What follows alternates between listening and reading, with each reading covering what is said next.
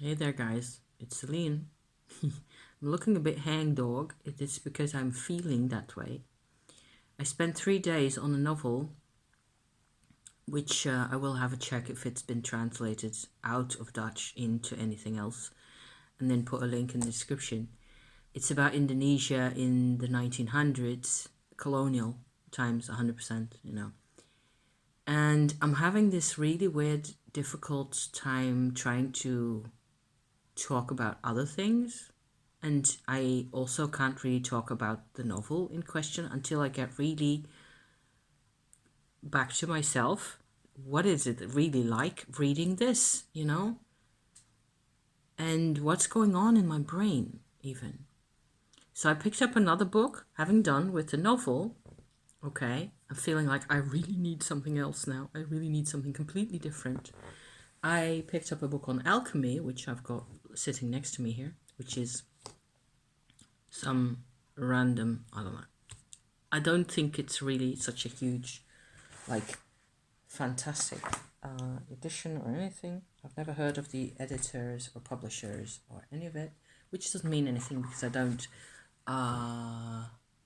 read French material often enough recently to have any clue as to how good this is. I enjoy it. It's like a historic overview of alchemy through the ages, and it's a bit broad strides, big strides all over the place, and it's also very French, and it's also very, so that means like it's very analytical in a way and abstract, because the language, it will do that. So that kind of gives me a sense of relief after all the heaviness from the other book, okay, that I'm still apparently carting around in my brain, which I find kind of depressing. So I have to, apparently I have to be really careful what I read, and novels aren't really always such a good idea. I don't really do novels that much, so that explains why, because I get really involved in the things and often, and I think that's what's bugging me here. I'm finally finding this out, okay, as I sit here for the X number attempt that I am on trying to record a little video for you guys about my life and what things are like. Yes. Is that I get really involved and I get up to a point and then I feel super dissatisfied with the novel. That is actually what was bugging me here the whole time. So, a lot of the novel, my God, I read every word to begin with, which is unusual. If I get in a state of feeling like, oh, it's a millstone, I'm lugging this huge millstone of a book around. Why am I reading this even? I will always start skipping pages. I will skip to a part where something is going on or something interesting is being said or whatever else. There's a bit of dialogue or anything. Not in this case. I read every damn word, which is kind of very unusual for me and a compliment to the author of the book, I suppose, eventually. And now, afterwards, I wish I had never bought the damn thing. Because it's just very old-fashioned and very much the uphill battle of people having a life together and very different priorities that they're not aware of. And they're all trying their damnedest and their hardest to make things okay for themselves and for others. They're very powerless also in the situation.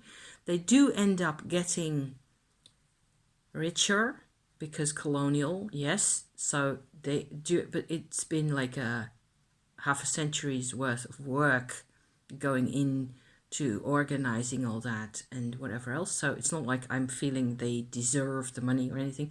That's the choice they make. They could have made different choices, maybe. I don't know. But it's also, a lot of it is really very, very repetitive. I'm surprised that I actually read the whole thing. Why the dickens did I read this whole thing? There's other authors. So the Netherlands, okay, has a historical colonial connection to Indonesia, and there's a whole literary what shall I call it, a group of authors and books from several centuries actually, who have written about authors who've written about this kinds of these parts of the world, these experiences, the contrast between the whites and the the locals and all that kind of stuff. And I have not really, maybe that's why I did read it, because I chose to read it. Now I remember and I sort of get the idea why how you sometimes just really have to figure it out, why you read the thing. And I read it because I was interested, and it disappointed me. Hence the face. I'm sorry, I have nothing better to tell you at the moment. I have finished the whole thing, and I have taken note by now of the fact that I'm actually disappointed, because I was expecting more of a resolution in the second half, or the last part of the novel, to have a bit more of a resolution of the themes of people coming to terms. Come to terms already with your life, figure it out, sort it out. And they don't. And they just end up being like these, they have these small town, fairly materialistic expectations of themselves, of each other, and none of it really leads them anywhere, so they're dissatisfied as well. So I've absorbed all the dissatisfaction from the men and the women and the children and everybody else. And that's what's happened. Okay, I can see that now. And that is kind of annoying and kind of silly also to let that happen to me. I suppose it just happens, and it makes perfect sense. So this is a antidote to the disillusionment. Okay. Hallelujah. This is basically Palo Santo oil. You can see it's really dark. Oh, I don't want any in my tea, thanks. Didn't drop it in my tea. Oh, wow. I'm going to stick a drop on here, on this little pouch thingy that I've got here with my crystals on. So I'll have the nice scent. It is Palo Santo, beeswax, benzoate oil, and lavender. Okay. And probably Palo Santo's least quantity. The others are a bit larger, and the lavender is the biggest quantity proportion in the four. And you might do a good job diluting this whole thing with yet more lavender. You could just do this, 1 drop of this, 10 drops of lavender. Good quality lavender oil would be a really good idea. Actually, I might just do that after I'm finished talking to you here. Okay, so here's to your health. I did not drop any Palo Santo oil in there, thank goodness. This is what these kinds of books do to me. I just get drawn in, I get drawn along. I love my academic books. I've got tons of books about academic stuff. It's way easier. I have to plow my way through things sometimes, like this alchemy book over here. I just have to really badly shift gear to at all read French even. I can read most of the stuff. Is not like it's impossible because I know French more or less. But it's so different.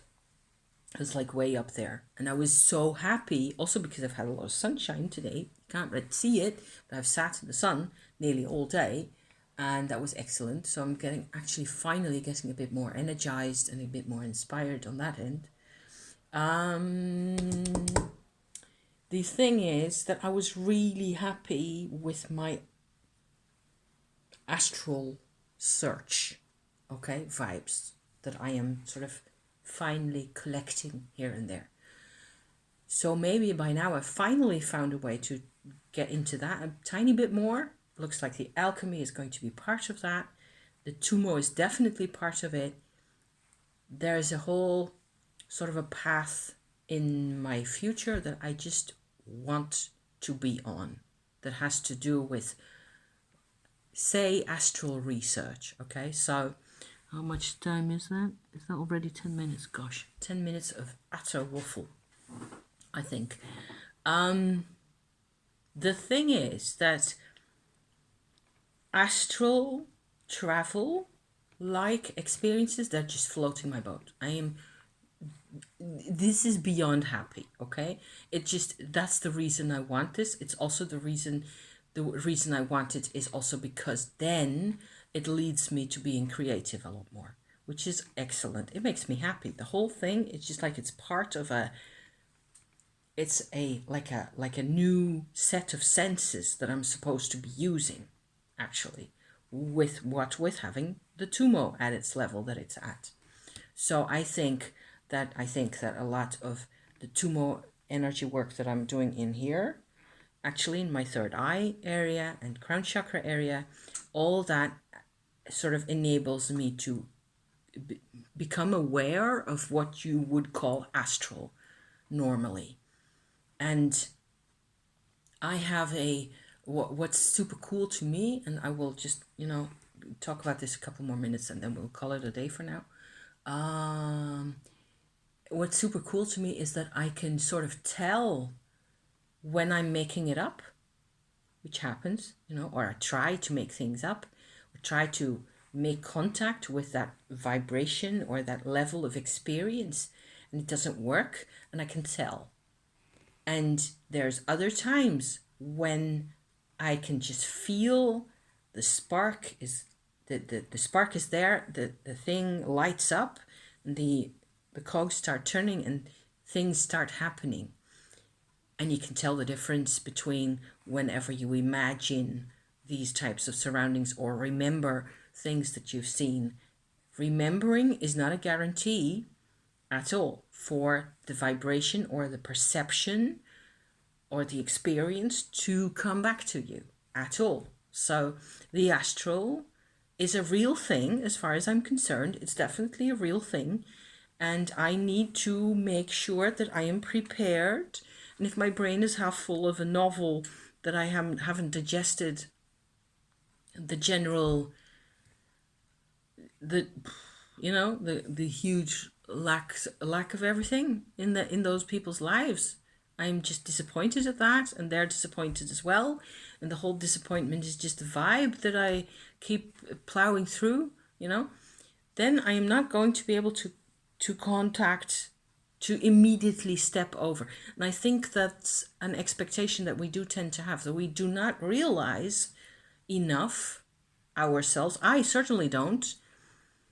The alchemical, yes, state of our consciousness that we are in at a given time, at a given, at a given place, at a given moment in our day or whatever. We keep having this kind of a mechanistic expectation that it is 4:45, I should be peeling potatoes. I will do the potatoes because that's not so hard. But I tend to slide to a level where the expectations in my life are more or less easy to manage. The astral, however, the astral and alchemical, that kind of a new edge that I am, feeling very blessed to be able to encounter now and again. That's a whole new language. I have to learn this approach. Crystals are helping.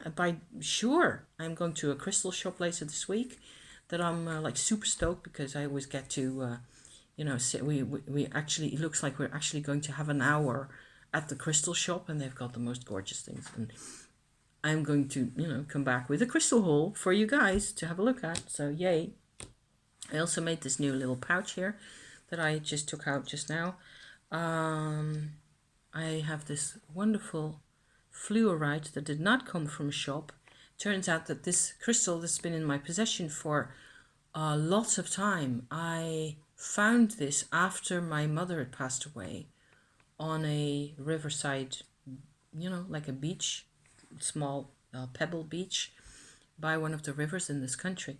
And I had never really noticed that it has actual vibrational properties as well. It's a fluorite, pale pink fluorite, and it's gorgeous, like a rainbow facet in the middle of it that you won't be able to see. I can't see it myself either now because you need direct light to shine on the thing.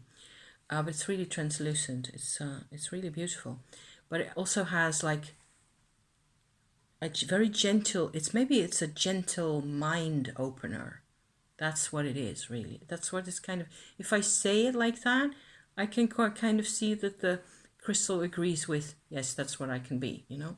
For me, today, at this point, I have a rose quartz pebble in there, and in the bottom is a small piece of very beautiful moonstone that has a blue shine in it that you will never be able to see, probably. Maybe it comes out. We will see in the video later on whether that actually comes out. It looks like there's blue bits there. So these three are very different, but they are also quite cooperative. And I've worn this yesterday and just enjoyed having them, you know, together like that. It's also a comfort. It's really important to be able to realize where you really are yourself in terms of the alchemy of your consciousness. That's what where I was going with this whole story. So it turns out that that's what actually something I was able to talk about today. Just a bit, you know, that it's much easier to do the things if you're prepared. If you haven't, you know, spent a lot of time grinding the cogs in a particular format or a particular direction, tomorrow morning it will all be a lot easier for me because the old things will have faded away and there will be room for new things, you know, things like that. So yeah, so not so bad after all. And it took some doing to get me here to actually say these things, but I do believe that that a lot of alchemy is really about this, how you experience your life and whether you can do better, you know, whether you can do more for what you really need. And there's nobody who's going to be able to tell except you yourself. So there, okay? I'm going to take this to heart. I'm going to go to my potatoes now. Thank you for watching. And, you know, just some random thoughts about this kind of thing here. See you next time. Okay, ciao for now. Bye-bye.